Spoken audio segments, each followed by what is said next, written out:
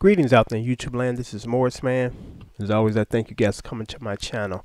I'm going to entitle this video the eBay Dat Machine story, because I think I mentioned to you guys in a couple of videos ago, a couple of days ago, about I was in the process of working on my CD, and there's this one song that I written years ago, beautiful song, and it's one of those songs which is hard to recapture that moment and that feel. I've been in the studio a couple of times on different occasions trying to replicate this song.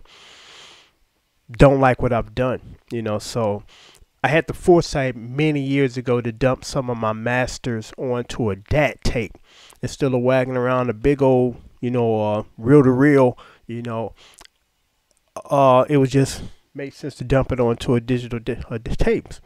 So now I don't have the tape player no more. So I said, let me go find one that works so I can, redo this song, go dump the master onto my new digital recorder and do this song, the way I feel it should be done.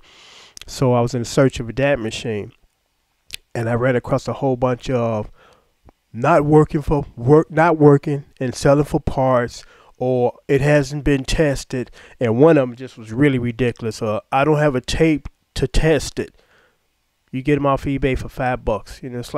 It's like they saying I'm too lazy to go out and make sure that this unit that I'm trying to sell to you to test it. And it's like it doesn't take that big of an effort. Spend $5 on eBay, same site that you're selling your piece of junk on. Buy a tape, put it in there, see if it works. If it works, fine. If not, don't sell it because it's junk. So I ran across a guy that said mine's work. So I bought it. It came yesterday. And I had the foresight to do this. I bought a blank tape because I'm like, if this don't work and if the tape gets stuck in there or get damaged, it's not a valuable tape that I need to have, dumped over to the other format. So it came yesterday. I put a blank tape in there. I hit the open close button. The door came out. I put the tape in. Went back in, I pressed play, nothing happened. I'm like, oh shit. So I'm like, okay, let me take the tape out. Tried to get the tape out, wouldn't come out because the window or the door or the arm wouldn't come out. So I immediately emailed the guy and said, hey dude, this came today. I put a tape in there. It's not working. And like I said, I'm glad I had the foresight to put a test tape in there. Still one of my valuable master tapes in there. So I haven't heard from him yet, but I'm going to pack back up tomorrow and send it out. And what pisses me off about this, because of course I'm going to get my money back. I'm protected under PayPal. But when the smoke clears, I done lost $30 of the $64 that I got to use to ship it out, because eBay only reimburse you half, or only $30 maximum, whatever you ship out, whether it's $20 or $120 to ship something out. So with all that said, when it's over, I done lost $30, and then it's going to take about 2 weeks to get my money back. And I'm quite pissed, because what I'm beginning to notice on eBay now, which I had noticed in like 10 years ago, because I think I've been buying and selling off eBay for at least 20 plus years.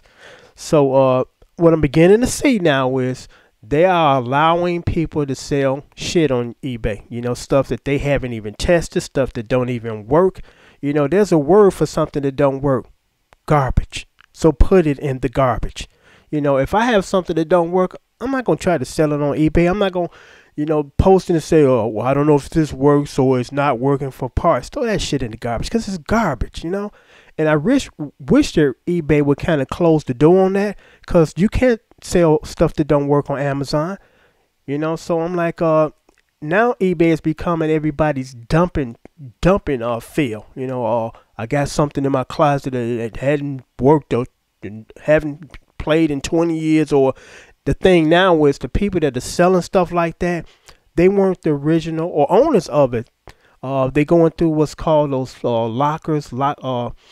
storage lockers, and they buying them from estates and people that passed away. So they buy them hoping that there's something in there valuable, and then they just put it and post this garbage on eBay and try to sell it. So I wish that there's going to come a time in eBay's history where they're going to say, you know what, enough is enough, because you're making us look bad by selling stuff that don't work. From this point on, you can't sell anything that don't work. Just that simple. You get it fixed, or you throw it in the garbage, you know, because that's all it is now. It's garbage, you know. And I've had to issue out negative feedback more within the last 3 months than the 20 years I've been on eBay. And it's not that I'm trying to give anybody a hard time. It's just that not, you know, they trying to screw you over, sell you stuff that they know that don't work, or sell you stuff that they believe that don't work, you know, because you know, it's been, like I said, over last 3 months, I done issued about 4 different negative feedbacks, and that's the most I've ever done, period. Because again, normally it's a pretty smooth transition, you know, it's a transaction on there. But nowadays, not working, no power cord, no remote, haven't tested it. It's like, well, you need to test it. It's just that simple. You know, you need to test it before you send it out. Because why should I have to test it after I paid for it? And then I realize it doesn't work.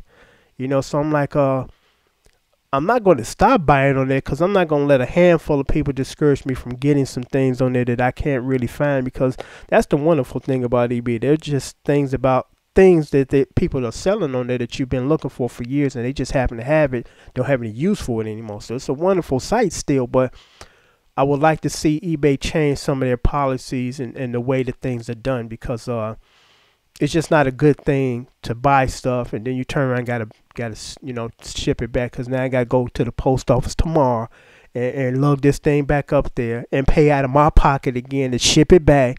And then I get my full refund, but I don't get all of the money that I spent shipping it back, since it doesn't work. You know, I really believe that in these situations, eBay should make the buyer or the seller reimburse you for your shipping too, because it's like, it's different if I took a chance and you said, well, I don't know if it working and I haven't tested.